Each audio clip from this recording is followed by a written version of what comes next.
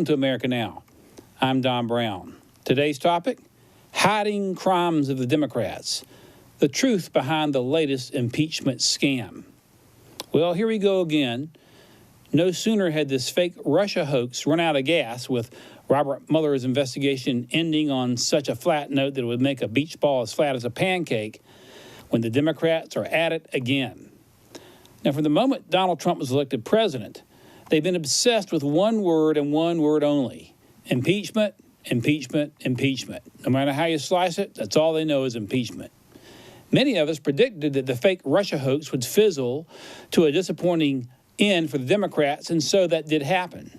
But now, left-wing nut jobs are all obsessed, working themselves up over a simple, innocuous telephone call that the president had with the president of Ukraine just a few weeks back. It was a simple phone call to congratulate the Ukrainian president over his election. But now, Democrats obsess over that phone call as an excuse for impeachment. What's next? The president blows his nose into the wrong colored handkerchief or something, and that's grounds for impeachment? He looks out the wrong window, that's grounds for impeachment? What's it going to be from here? Well, here's what's going on. The Democrats at the highest echelons of power are beyond corrupt themselves. And they are so afraid that Donald Trump will expose them that they spend all day, every day, day after day, beating pots and pans and screaming to the loud reaches of their desperate voices, making false accusations against Donald Trump and yelling for his impeachment. Their screams and cries are constant in order to deflect attention off of their own corruption.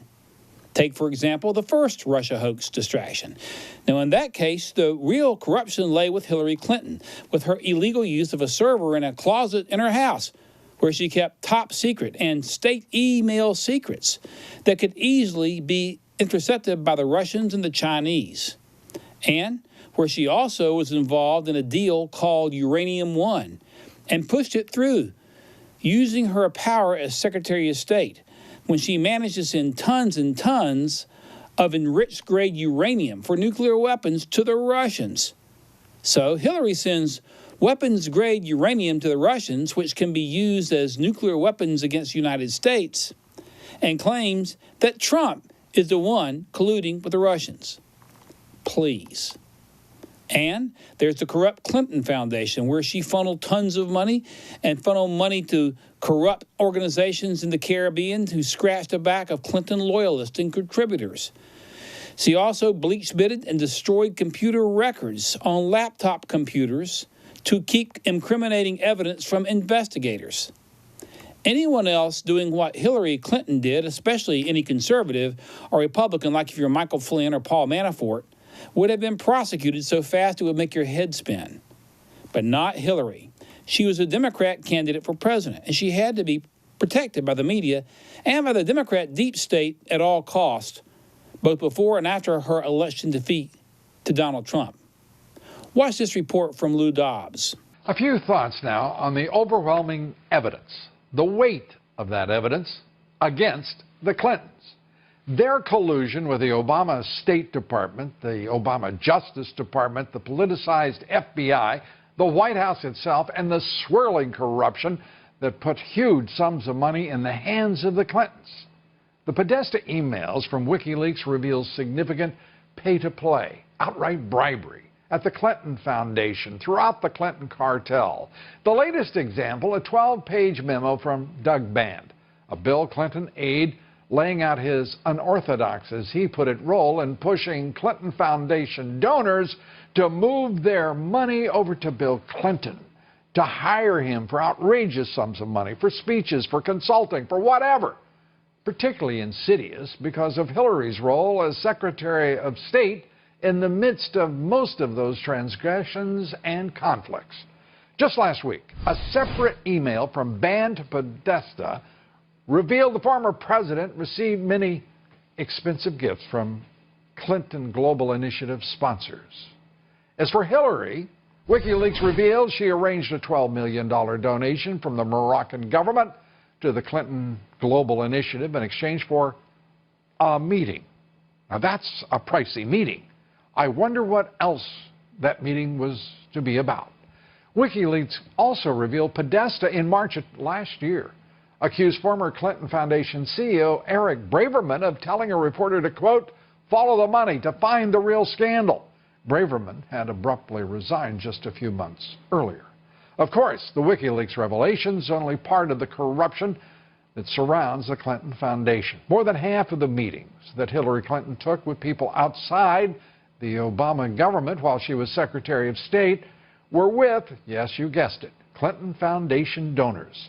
Pay to play, pay to meet, pay for whatever else they got. Clinton also met with representatives of at least 16 foreign governments. Those governments donated up to $170 million. And don't forget Raj Fernando, who was appointed to a State Department Intelligence Advisory Board in 2011, despite the fact he had no relevant experience whatsoever for the post other than his work to raise money for the Clinton campaign and as donor to the Clinton Foundation. And the obviously corrupt transaction that the Clinton Foundation received tens of millions of dollars from investors in that Canadian uranium firm. Let's linger over that for a moment. Tens of millions of dollars. They were seeking government approval for a deal with Russia, Uranium One. The result of the transaction was the transfer of ownership of 20% of American uranium reserves to the Russians. The Clinton cartel still has not deigned to answer inquiries about the Uranium One deal. And with only 12 days remaining until the election, the national left-wing media obviously will not be demanding answers or accountability at this late date on the part of the Obama administration or the Clinton cartel or the Democratic presidential nominee. They all smell to high heaven. And were she voted into office, that stench would fill our White House. A horrible thought to contemplate. Lou Dobbs lays out transgression after transgression after transgression, and perhaps even the worst transgression of all, Hillary Clinton appeared to violate the Espionage Act. Watch this from Trish Reagan and Judge Andrew Napolitano concerning that topic. Everyone turning to new developments on the Hillary Clinton email scandal. Her private server may have violated the Espionage Act. A source has told Fox that the FBI is investigating whether she violated a part of the law because of her, quote, gross negligence, which could have exposed all of our secrets to the entire world. Judge Andrew Napolitano is here with me right now. In your opinion, do they have a legs to stand on here? I mean, could she have violated the Espionage Act? I have, Trish, it's a pleasure to be with you. Thank you. I have characterized her legal situation as somewhere between grave and worse than grave. We now know that the Inspector General of the intelligence community and the Inspector General of the State Department, independent entities in those federal departments, have found 400 classified emails. Classified is the lay terminology. The legal terminology is confidential, secret, or top secret. So these were on her person. She was emailing these from her server. She either received them, sent them, or stored them. Now, in an environment that she email knew, classified information not on your personal computer. So you tell me if you think the following was secret, top secret, or confidential. Satellite images of military installations at an unnamed country in the Middle East. I'd call that secret and confidential. Interception of telephone communication and email communication, foreign agents in the Middle East. Secret and confidential. The travel itinerary of the now late Ambassador Christopher Stevens in Libya. Secret and confidential. The true name and identity of a CIA agent operating under deep cover. This isn't hard, Judge. Well, I mean, it's obvious, right, to anyone. There are different varieties of espionage. If you sell American secrets to the enemy, that is the highest category of espionage. That's the Rosenbergs in the early 50s. Mrs. Clinton is probably at the other end of that, which is a knowing and willful failure to preserve and keep secure the national security secrets that the government entrusted her with. Now, did you hear that from Judge Napolitano?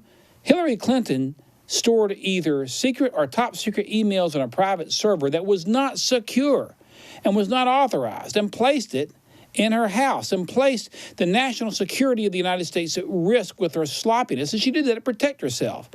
But as a Democrat, she was above the law and knew it, and knew that no one would touch her. But what did Hillary have on that server? Satellite images of our military installations in the Middle East. Information that, if in the wrong hands, would compromise the lives of American service members. There were secret email communications with foreign agents in the Middle East. Even the travel itinerary of the late Ambassador Chris Stevens in Libya was on Hillary's server. Is it possible that Hillary's sloppiness led to al-Qaeda terrorists knowing where Chris Stevens was going to be on September 11th, 2016, at the time of his death? Just asking, because this is serious business. And excuse me, that was September 11th, 2012, I meant to say. But Hillary skates like a rock sliding across a pond of frozen ice, while U.S. Navy sailor Kristen Saucier goes to prison for 1 year for, get this, simply taking a picture in a classified area in the back of a U.S. Navy submarine. Watch this piece from my friend Sean Hannity about the double standard hypocritical treatment of U.S. Navy sailor versus the criminal blind eye when it comes to the leader of the Democrat Party, Hillary Clinton. Kathleen Saucier is here. You were crying during that. I know you've seen it before, but this is your son. This is his life. Yeah, this is, and I apologize for being tearful. I thought I was going to hold this together. Why would you apologize? Your son, your grandbaby, you know, they won't see their father for you. He took 6 pictures on a sub, right? Right, and so we do get to see him, which we're very blessed that we get to see him. In jail? In prison, yeah. So in 2009, there was no cell phone ban on submarines at that time. Technology was new and didn't catch up. Navy hadn't caught up yet. And many of the young men, 22 years old, many of them were taking photos. A couple of them got caught under the Navy while they were on the submarine, and they were reduced a rank and fined $560. Unfortunately, my son, his cell phone was lost and then found outside of the Navy, and the FBI became involved. And so that was, you know, years ago, and we've come to this point now, flash forward to May of this year. After a lot of threats and intimidation up towards our family, my son made the decision, and financially we just didn't have anything else. Did your son take the pictures in the submarine to give to the Russians, or did he take it to say, oh, this is where I worked? I'm assuming the latter. Yes, I believe he did. I really have no doubt in my mind that it was a 22-year-old guy that wanted to take a picture. He's proud of where he worked. Yeah. And he took pictures, and the cell phones were allowed. This is outrageous. Look at these pictures. I mean, that's your 1-year-old granddaughter, right? Yep.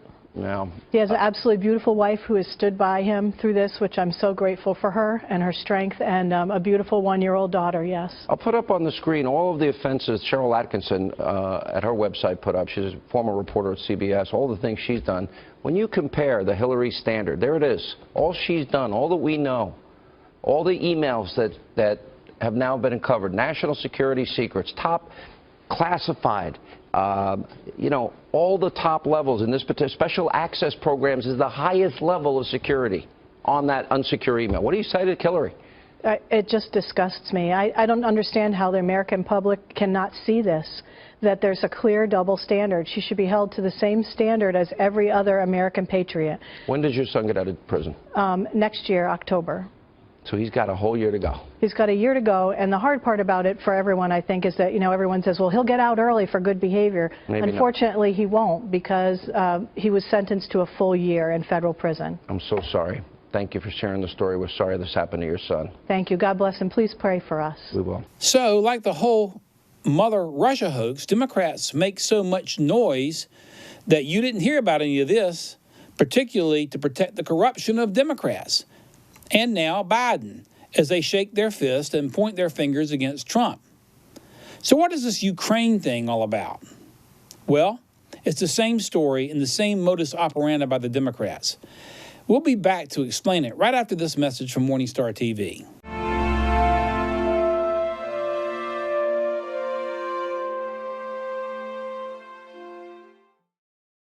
Hey everybody, this is David Valier, and I want to talk to you today about honoring the fathers.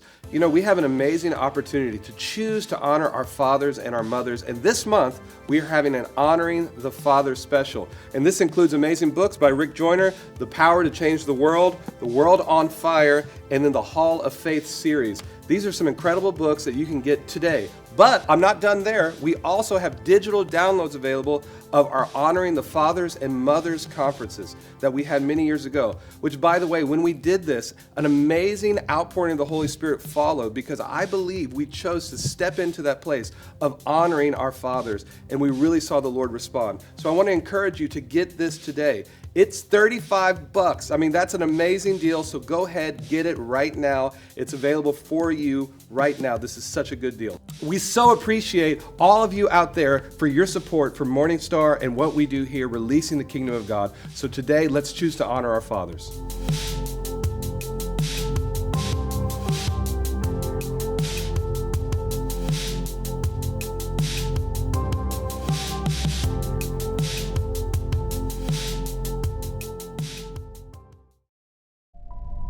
Spectacular dream that I had. I could see our U.S. history from heaven's perspective. We would be a place where all men were created equal.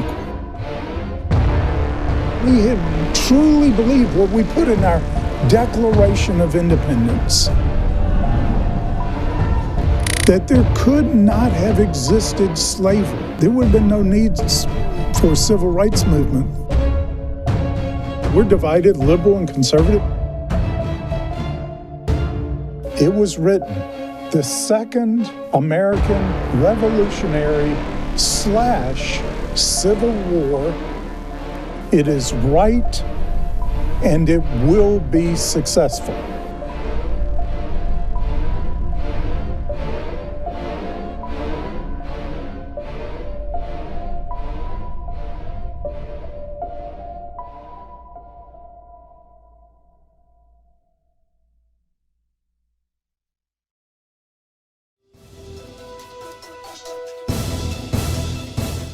Welcome back. Now here's the bottom line.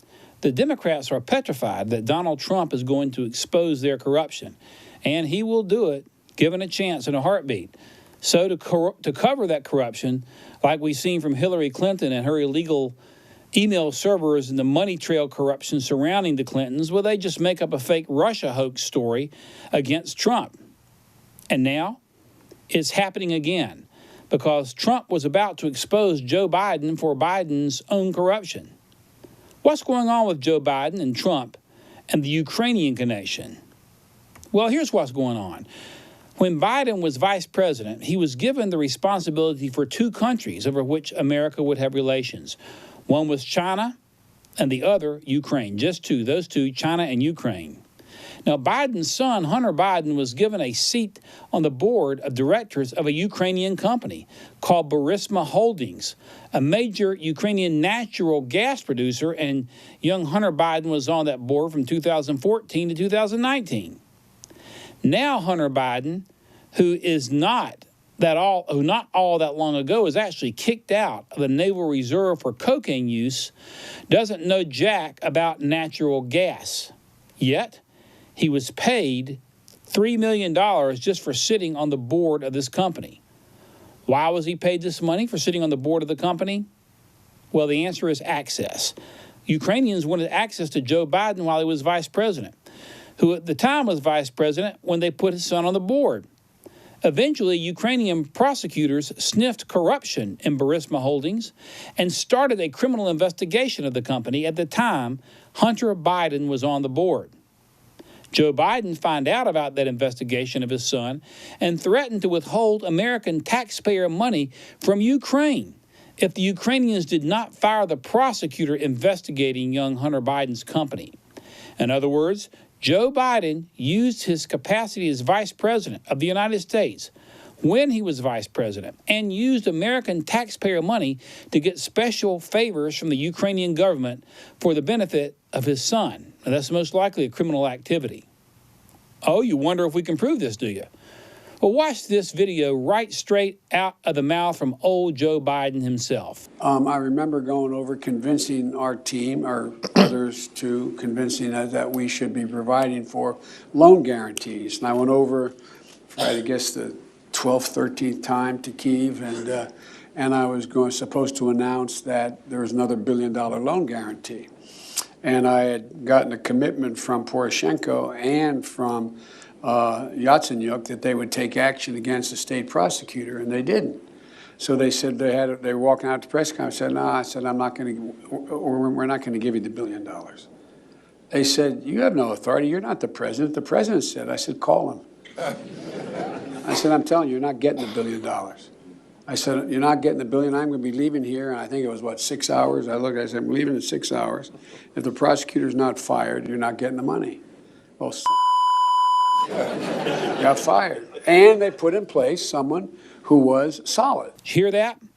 Biden admits that he threatened to withhold $1 billion of American taxpayer money from Ukraine unless Ukraine, fired the prosecutor that was investigating Biden's son's company. In other words, Biden used taxpayer money to essentially bribe a foreign government for the benefit of his own family member. So President Trump's telephone call, during that call when he had a congratulatory conversation with the new Ukrainian president, he mentions that corruption to the president of the Ukraine. And guess what? The Democrats go ballistic. In order to protect Biden, who would be the best candidate in a general election against Trump because he's not quite as far out to the left as most of them, even though he's pretty far left anyway, well, the Democrats start making up things about whistleblowers and claiming that President Trump should be impeached over a phone call. Even though it was Biden that was using $1 billion of American taxpayer money to bribe the Ukrainian government, they want to impeach President Trump for asking about it on a phone call. They don't want you to know about the rest of it. So let me get this straight. President Trump asks a question, but does not use his influence to personally benefit Don Jr. or anybody in his family, and does not use taxpayer money to bribe foreign governments. And President Trump should be impeached? And Biden should skate like a rock skipping across a frozen pond, like Hillary skipped out? Oh, yes, in the Democrats' mind, that's exactly what they're trying to do. They're trying to make noise to distract you, the public, from their leader's own criminal misconduct. Watch this from One America News explaining how Biden may have violated the Foreign Corrupt Practices Act. Watch this. House Intelligence Committee Chairman Adam Schiff received a 4 Pinocchios lying rating from Washington Post for saying that he had first spoke to the whistleblower until suddenly he never spoke to the whistleblower. The story continues to change.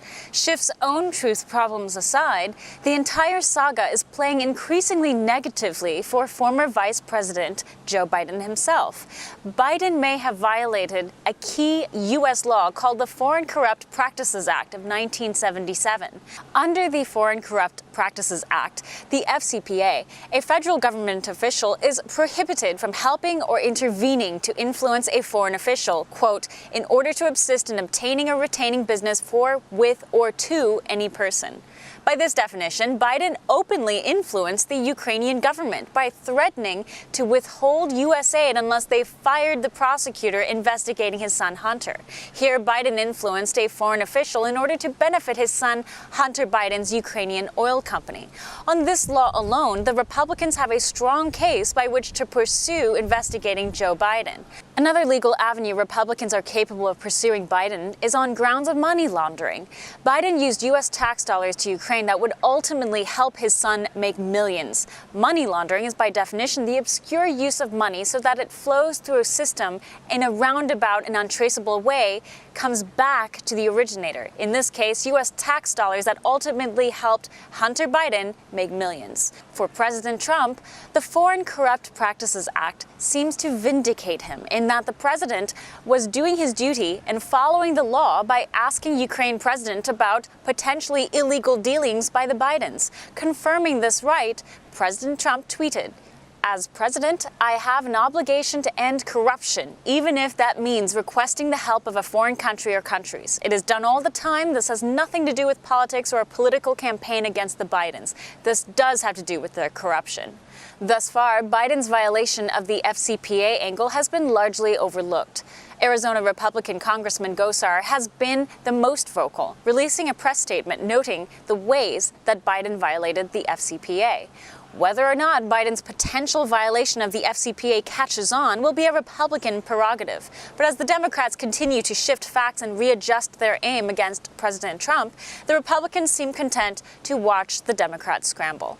Chanel Rion, One American News, the White House. So Joe Biden, by dangling $1 billion in taxpayer money to a foreign government to protect his own son, may not only have violated the Foreign Corruption Practices Act, but may also have engaged in money laundering. And yet, what's going on here? Well, it's Trump, Trump, Trump. Impeach Trump for a phone call. But this is all a distractive bluff and bluster campaign. It's the same old type of manufactured garbage from the Democrats that have their own corruption to hide by making false noise against someone else, especially someone who is a threat to them, like President Trump. Trump has not committed any type of high crime or misdemeanor that the Constitution would warrant impeachment for, but that won't stop the Democrats. Not in a lifetime will it stop them. Call your congressman now at 202-224-3121. That's 202-224-3121. Tell them to stop kowtowing to Democrat false propaganda and support the president. Remember, the truth will set you free. And that brings us to our thought for the day, which comes from James Allen, who said, all of us are anxious to improve our circumstances, but are unwilling to improve ourselves. All of us are anxious to improve our circumstances, but are unwilling to improve ourselves. And that brings us to our good news for today, which comes from Psalm 27, verse 1. The Lord is my light and my salvation. Whom shall I fear? The Lord is the stronghold of my life. Of whom shall I be afraid? Well, that's our news for this week. We hope you've enjoyed it, and we hope it's been enlightening. We look forward to seeing you back next week. Until then, remember, America first, America always, and God bless America.